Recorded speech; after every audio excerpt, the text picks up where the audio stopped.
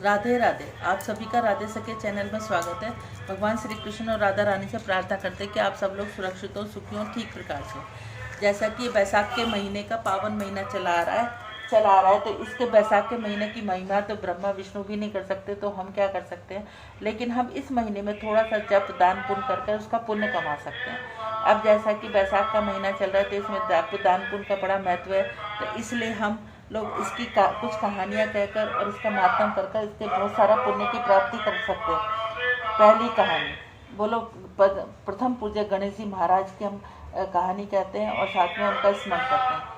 गजाननं भूत गणाति सेवितं कपित जम्बू फल चारु भक्षणम उमाकृतं शोक विनाशकारकं नमामि विघ्नेश्वरं पाद पंकजम। एक मेंढक मेंढकी थी। मेंढकी चुटुकबिंदा महाराज का नाम लिया करती। मेंढक चिड़ा करता। मेंढक कहता तू तो परापुरुष का नाम लेती है। कहने लगे कि परापुरुष का नाम नहीं, मैं तो गणेश जी महाराज का नाम लेती हूँ। मेंढक को गुस्सा आकर जाके जोड़ में कूद गया। मेंढक जले, मेंढकी जले। मैं आया कुमार, उसने घड़े पे रख दिया, आँच पे रख दिया। अब मेंढक जलने लग गया, मेंढकी ना जले। मेंढक बोला कि मैं तो जल रहा हूँ, कि जगह बदले। उसने जगह बदली, लेकिन फिर भी मेंढक जले, मेंढकी जले। मेंढक बोला मैं तो चल रहा हूँ, मैं तो मतलब कि अब सुमर लेके ना सुमरू। सुमर जब मेंढक पूछते जलने लगा तो चुटुकबिंदा महाराजा बैल का रूप घड़े में सिंह मारो, मेरी जान बचाओ। चुटुकबिंदा महाराजा बैल का रूप गड़े में सिंह मारी, जैसे उसकी जान बचाई। कहते सुनते हमारे परिवार की, पियर सासरे की, सबकी जान बचाना।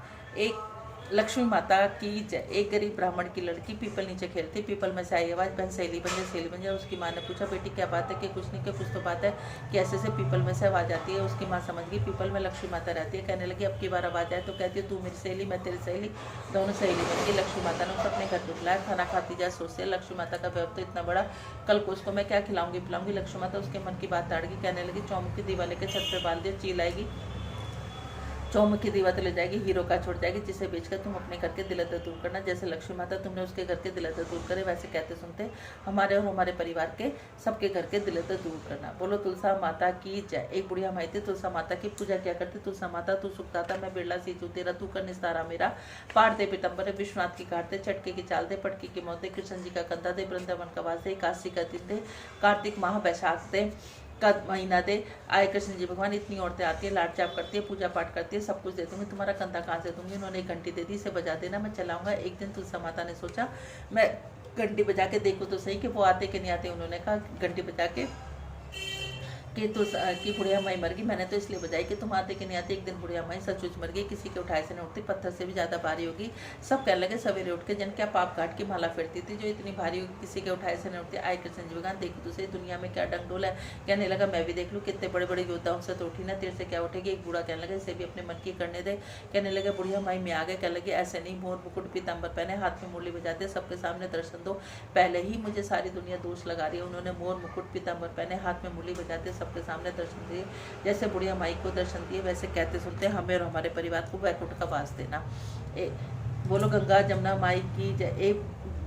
गंगा जमुना दोनों बहनें किसान के खेत सजा थी। जमुना जी ने 12 दाने तोड़े। गंगा कह लगी तुझे तो चोरी का पचावन लग गया, कैसे उतरेगा, तू सेठ के यहाँ 12 बरस नौकरी कर ले। उसने सेठ के यहाँ 12 बरस नौकरी कर ली।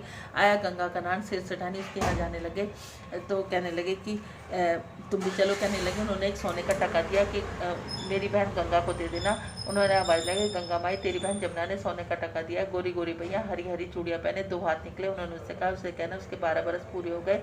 वो सहस धारा भर कर बहने लगी तो वो कहने लगी कि जो ना उनसे कुछ कह के आई, धीरज बंधा के आई, ना मैं कुछ कह के आई, ना धीरज बंधा के आई, जाओ ना धीरज बंधा के आओ।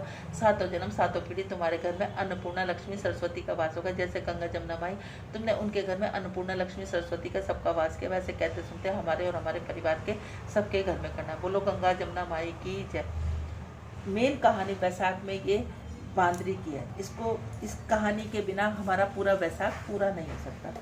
तो बांदरी की कहानी, एक राजा था, सवेरे उठते ही गंगा स्नान करने जाया करता। अब उससे पहले वहाँ पर वो देखता कि वहाँ पर पानी बिखरा पड़ा, तो वो कहने लगी कि ऐसी कौन स्त्री है जो मेरे से पहले आके स्नान कर लेती है। उसने प्रण लिया कि जो सवेरे उठ आके जो मेरे से पहले स्नान करती है मैं उसी स्त्री से शादी कर लूँगा।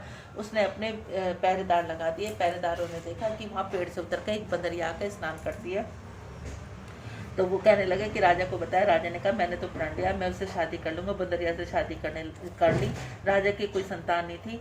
अब उधर उसने बंदरिया से शादी कर ली तो वो इधर बंदरिया पेट से रह गई। रानी को पता चला तो वो उसने जाकर देखा। अब बंदरिया ने राजा से पूछा कि कल को मेरे बच्चा होगा तो मैं कैसे करूँगी। उसने कहा अपने महल से लेकर रानी के बंदरिया के महल तक एक घंटी बजवा दी कि जब तुम्हारे दर्द होने लग जाए तो घंटी बजा देना।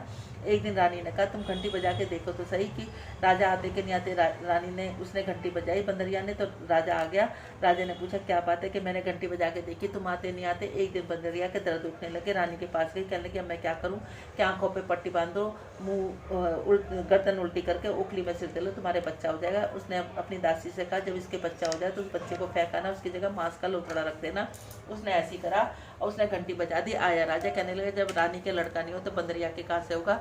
उधर वो उसको लेके गई, वहाँ पे कुम्हार मिट्टी बना रहा था, उसकी खो में ही जाके रखा ही।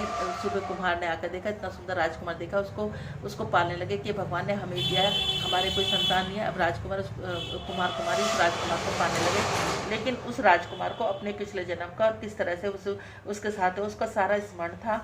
अब एक बार वो हाथी घोड़ा लेकर घाट पर जाकर बैठ गया और वहाँ पनिहारी पानी भरने के लिए आए तो उससे कहने लगा मेरे हाथी घोड़े को पानी पिला दो। कहने लगे कहीं मिट्टी के भी हाथी घोड़े होते हैं।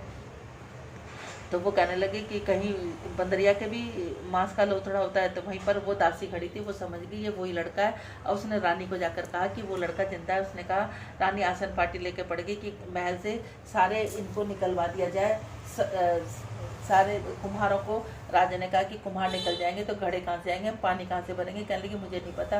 वो आसन पार्टी लेके पड़ गई। राजा को सारे कुम्हारों को निकालना पड़ा। अब वो जाके जंगल में जाके अपने हाथ घड़े वगैरह बनाने लगे और उसने कहा पिताजी मुझे 108 घड़े बना के दे दो। और क्या नाम है, और गोली बना दी। उसने 108 घड़े लेके जंगल में बैठ गए। गनगौर के लिए मिट्टी लेने के लिए लड़के आई। अब उन्हें प्यास लगी, कहने लगे भाई हमें पनिहार हमें पानी पिला दे। कहने लगे पहले ये गोली खाओ, मेरे चारों तरफ चक्कर लगाओ तो मैं पानी पिलाऊंगा। वो कहने लगी हम तो ऐसा नहीं करेंगे। कुछ ने जाकर पानी पी लिया और उसके चक्कर लगाने लग गई। अब 108 उन्होंने चक्कर लगाए तो सब पेट से रह गई। घर जाके कोई उल्टी कर रही, कोई खट्टी कर रही, कोई डकार ले रही, कोई सोती पड़ी, कोई सुस्त पड़ी। अब उनके माँ बापों ने उनका ब्याह का साया निकलवाया, किसी का निकला। पंडित ने कहा इनका ब्याह तो हो चुका है। अब उनसे पूछा गया कि कहने लगे हमें नहीं पता, ऐसे ऐसे जंगल में हमें एक लड़का मिला, उसने हमें एक गोली खिलाई, पानी पिलाया, उसी से हमारे पेट रह गया। कहने लगे कि ठीक है। वहाँ जाके उन्होंने कहा कि हम तुम्हारे बच्चे से अपनी लड़कियों की शादी करना चाहते। कहते मैं तो गरीब आदमी हूँ, मैं कहाँ से खिलाऊंगा पिलाऊंगा। उन्होंने बहुत सारा दर दिया, 108 कमरे बनवाए। वहाँ जाके वो रहने लगे, उनके सबके पोते हो गए। लड़का कहने लगा अपने माँ बाप से, कुमार कुमारी से कि जो ना आप पूरे शहर को खाने पे बुलाओ, राजा रानी को बुलवा। कहने लगा ठीक है। उन्होंने राजा रानी को भोज पे बुलवाया। ऊंचे सिंहासन पर एक सोने का सिंहासन रख दिया। ऊंचे आसन पे सोने का सिंहासन रख दिया। राजा से कहा गया कि आप बंदरिया को क्यों नहीं लेके आए। बंदरिया को सोने की पालकी में लाया गया, ऊंचे सिंहासन पे बिठाया गया। उसने अपनी सब बीवियों से, राजकुमार ने अपनी बीवियों से कहा कि सबको इसको पोता देते जाए, उसके हाथ में मोहर असर की देते जाएँ। वो ऐसे करने लगा। महारानी समझ गई। अब उसने उससे कहा कि जो ना ये तो वही लड़का है। उसने कहा ये हमारे को बेइज्जती करने के लिए बुलाया। राजा ने भी सोचा ये तो हमारी बेइज्जती कर रहा है। तो उसने उससे कहा, तो वो कहने लगा ये मेरी जन्म की माता है। कि कैसे, कि ये जो पास में तुम्हारी दासी खड़ी है उससे पूछ लो। दासी ने सारी बात बताई। राजा ने रानी को निकालने लगा तो उसने कहा रानी को मत निकालो। राजा अपने 108 पोतों को लेकर, अपनी बंदरिया को लेकर, अपने पुत्र को लेकर घर आ गया। जैसे वैशाख महाराज तुमने उसकी सुनी, वैसे कहते सुनते हमारी और हमारे परिवार की सबकी सुना। बोलो वैशाख महाराज की जय। श्रीमन नारायण नारायण नारायण, लक्ष्मी नारायण नारायण नारायण, तुलसी नारायण नारायण नारायण, श्रीमन नारायण नारायण। हे नाथ नारायण वासुदेवा, हे नाथ नारायण वासुदेवा। बोलो वैशाख महात्म की जय। छठा अध्याय, राजा हेममांग की कथा। नारद जी ने कहा, राजन मैं तुम्हें एक अति प्राचीन कथा सुनाता हूँ, ध्यान पूर्वक सुनो। प्राचीन काल में इदुवाकु वंश में एक हेममांग नाम का राजा था। वह स्वभाव से अत्यंत घमंडी तथा अपने धन का अत्यंत गर्व किया करता। उसने अपने जीवन काल में अनेक यज्ञ करवाए। यज्ञ के पश्चात ब्राह्मणों को वह यथोचित दान भी करता, परंतु दान में वह अत्यंत कीमती व दुर्लभ वस्तुओं का दान करता था। वह दान में दुर्लभ वस्तु उदाहरणतः स्वर्ण, हीरा, सोना, पन्ना आदि का दान करता।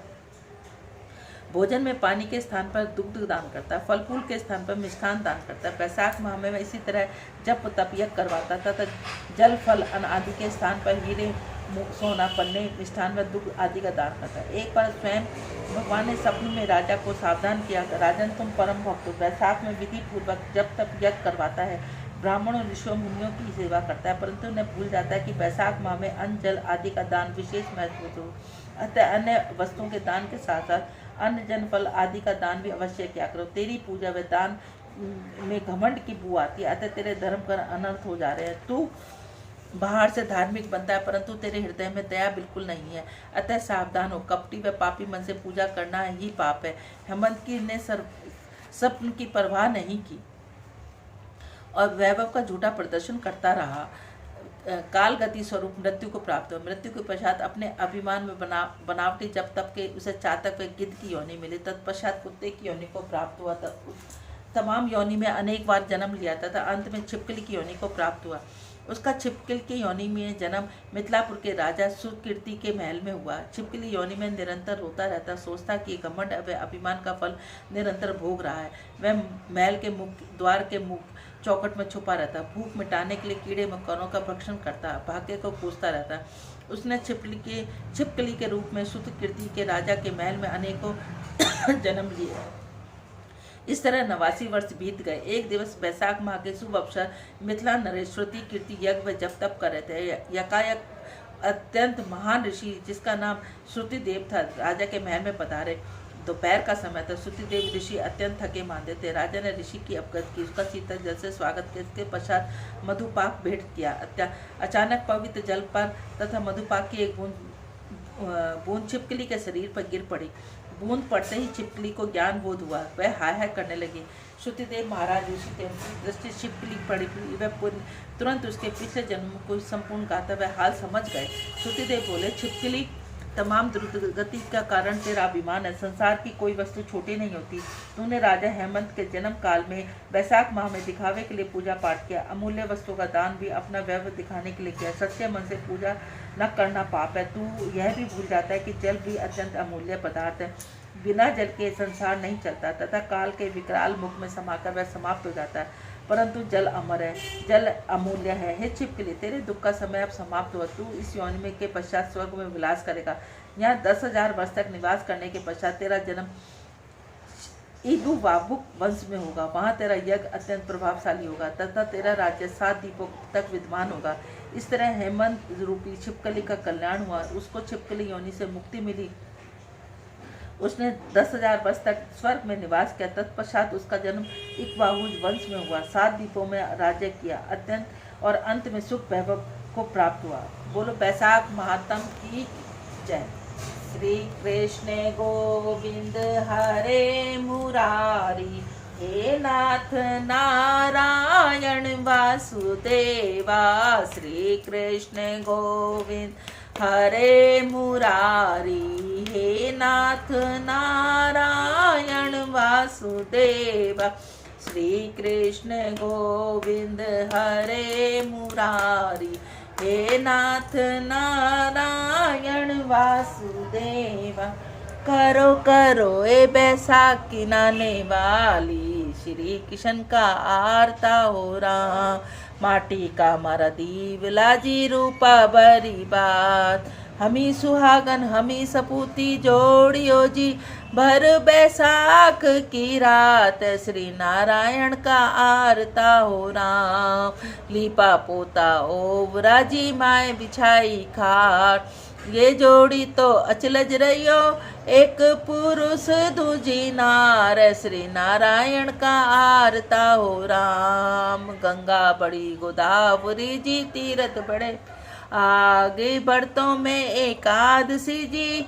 मारा है प्रेम आधार, श्री नारायण का आरता हो राम। तुलसी का बिरला बालाजी माया चंदन का रूप, साधु की मंडली भली जी और सावरिया हर का रूप। श्री नारायण का आरता हो राम। नारायण के आरते में कौन कौन रखवाल, सीता माता द्रौपदी जी और कौशल्या हर की मात, सुमित्रा हर की मात, कैकेय्या हर की अत श्री नारायण का आरता हो राम। नारायण के आरते में कौन कौन फल होय, अंधन लक्ष्मी बहुत घनी जी, मोरे मुकुट गत होय, श्री नारायण का आरता हो राम। तुलसा महारानी नमो नमो, हर की पटरानी नमो नमो। कौन से महीने में बोई रानी तुलसा, कौन से महीने में हुई हरियाली नमो। साढ़ मास में बोई रानी तुलसा, सावन मास में हुई हरियाली नमो नमो। तुलसा नी नमो नमो। कौन से महीने में हुई तेरी पूजा, कौन से महीने में हुई पटरानी नमो नमो। तुलसा महारानी नमो। कार्तिक माह बैसाख में हुई तेरी पूजा, मंगसिर मास में हुई पटरानी नमो नमो। 56 भोग 3600 मेवा, बिन तुलसा हरि एक नमानी नमो। एक पत्र तुलसी का रख दिया शालीग्राम ने, हंस हंस मानी नमो। जो तुलसा सवेरे गावे, श्री किशन जी के दर्शन पावे नमो। जो तुलसा दोपहर में गावे, खीर खांड के भोग लगावे नमो। जो तुलसा सही आधी रात, जो तुलसा सही सांझ को गावे, श्री किशन जी की आरती उतारे नमो। जो तुलसा आधी रात को गावे, यम के दूत निकट नहीं आवे नमो नमो। क्वारी गावे घर भर पावे, तुलसा माँ के लाड़ लड़ावे नमो। अगावे जन्म सुधारे, बुढ़िया बैकुंठ को जावे नमो नमो। हम तुम गावे सदा सुख पावे, तुलसा माँ के लाड़ लड़ावे नमो नमो। तुलसा नी नमो नमो, हर की पटरानी नमो नमो। धूप दीप नैवेद्य आरती, पुष्पों की वर्षा वर्षा नमो नमो। तुलसा महारानी नमो नमो, हर की पटरानी नमो नमो। श्री कृष्ण गोविंद हरे मुरारी, हे नाथ नारायण वासुदेवा। श्री कृष्ण गोविंद हरे मुरारी, हे नाथ नारायण वासुदेवा। श्री कृष्ण गोविंद हरे मुरारी, हे नाथ नारायण वासुदेवा। राधे राधे। यदि आप सब लोगों को ये सब अच्छा लगता है तो ज़्यादा से ज़्यादा लाइक करें, ज़्यादा से ज़्यादा शेयर करें, अपने ग्रुप में शेयर करें, और नए हैं तो सब्सक्राइब करें, बेल आइकन को ज़रूर दबाएं। अब आगे मैं कल 1-2 वीडियो डालूंगी। एक वीडियो में आप लोगों को बताऊंगी कि बैसाख महीने में पीपल की पूजा के साथ साथ तुलसी की पूजा का क्या महत्व है, और उससे हमारे कौन कौन से दुख और दिलदर दूर होते हैं। बोलो राधे राधे।